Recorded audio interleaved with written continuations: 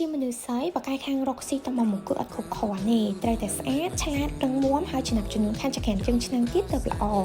ដឹងថាបើយើងបកាយខាងរកស៊ីតមកមុខយើងមិនអាចមានពេលវេលាគ្រប់គ្រាន់ក្នុងការធ្វើម្ហូបអីទៀតទេតែយើងក៏គួរតែចេះដើម្បីសម្រាប់មនុស្សដែលយើងស្រឡាញ់ព្រោះវាជាក្តីសុខមួយផ្នែកក្នុងរង្វង់គ្រួសារចេះហើយអត់មានពេលធ្វើភាសាជាងមានពេលហើយអត់ចេះធ្វើសាកសម័យមើលបើយើងមានកូនឬប្តីគាត់ឃ្លានអីហើយយើងធ្វើពួកគាត់ញ៉ាំក្តីសុខមួយក៏កើនឡើងមកកម្រិតទៀតខ្ញុំអត់ដឹងអ្នកផ្សេងគាត់យ៉ាងម៉េចទេតែសម្រាប់ខ្ញុំពេលលឺមនុស្សដែលគាត់ឯងស្រឡាញ់ឃ្លានអីហើយយើងធ្វើឲ្យពួកគាត់ញ៉ាំណា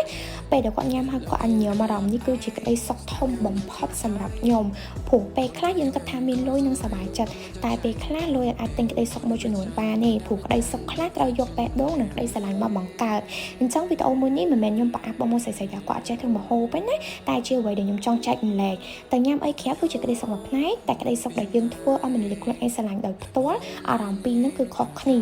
បើអត់ជឿបងមកអាចសាកធ្វើមើលពេលដែលឮមនុស្សដែលយើងស្រឡាញ់តែសារថាឆ្ងាញ់ណាអារម្មណ៍ពីរហ្នឹងគឺជាក្តីសុខធំបំផុតអញ្ចឹងបងមកស្រីៗកុំភ្លេចណាយើងចេះអីតិចតួចក៏យើងធ្វើទៅដើម្បីបង្កើតក្តីសុខមួយផ្នែកទៀតក្នុងរង្វង់គ្រួសារពេលដែលកូនឬក៏ប្តីយើងឬក៏មនុស្សដែលយើងស្រឡាញ់គាត់ញ៉ាំហើយគាត់មានអារម្មណ៍សប្បាយចិត្តណា